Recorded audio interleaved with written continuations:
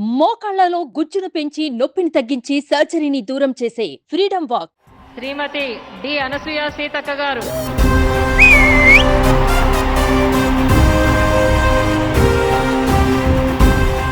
ధనసరి అనసూయ సీతక్క అనే నేను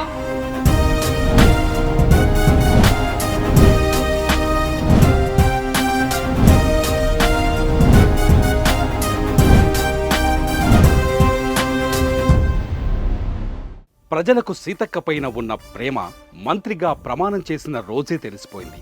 Seethakka journey Telugu cinema కథలా ఉంటుంది. పిన్న వయసులోనే దళంలో చేరి జనం కోసం పోరాడింది. తుపాకీతోనే ప్రజాసేవ సాధ్యమని నమ్మింది. కానీ అడవిని వదిలి జనంతో నడిచిన తరువాత తన లక్ష్యాలను ఒక్కొక్కటిగా చేరింది సీతక్క. ఇప్పుడు తెలంగాణ రాష్ట్రానికి ఒక కీలక మంత్రిగా బాధ్యతలు తీసుకుంది.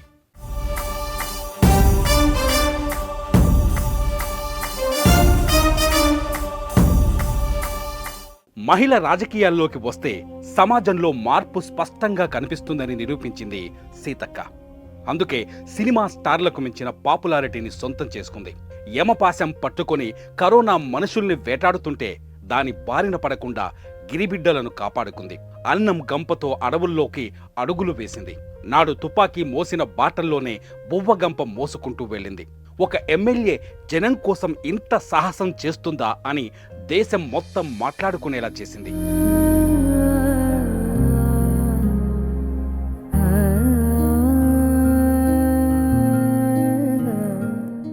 అక్షరాలు తెలియని రోజున అడవిని నమ్మిన సీతక్క జనాన్ని చూశాక సమాజాన్ని చదివింది.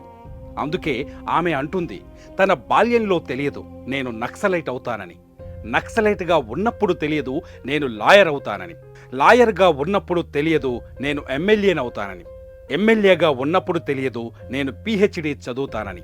రాజకీయం అంటే డామినేషన్ కాదు, జస్ట్ సర్వీస్ అని నిర్వచిస్తుంది. ఇప్పుడు ఆమె నక్సలైట్ సీతక్క కాదు, పొలిటికల్ సైన్స్లో పిహెచ్డి చేసిన డాక్టర్ సీతక్క.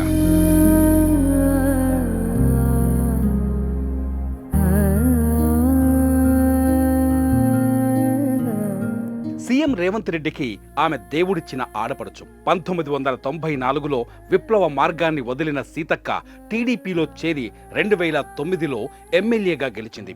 2019లో కాంగ్రెస్లో చేరిన సీతక్క తన ప్రజాసేవతో దేశం దృష్టిని ఆకర్షించింది. సీతక్క పేరు సోనియా గాంధీకి సుపరిచితం, రాహుల్ గాంధీకైతే ఎంతో ఇష్టం. సీఎం రేవంత్ రెడ్డి తర్వాత అటు పార్టీలో ఇటు ప్రజల్లో మోస్ట్ పాపులర్ లీడర్ సీతక్క. అందుకే మహిళలు రాజకీయాల్లోకి రావాలి అని పిలుపునిస్తున్నారు సీతక్క. అప్పుడే ప్రజాస్వామ్యం బలపడుతుందని, ప్రభుత్వాల్లో అవినీతి అంతం అవుతుందని చెబుతోంది. సీతక్క ఆశయం నెరవేరాలని ఆకాంక్షిద్దాం.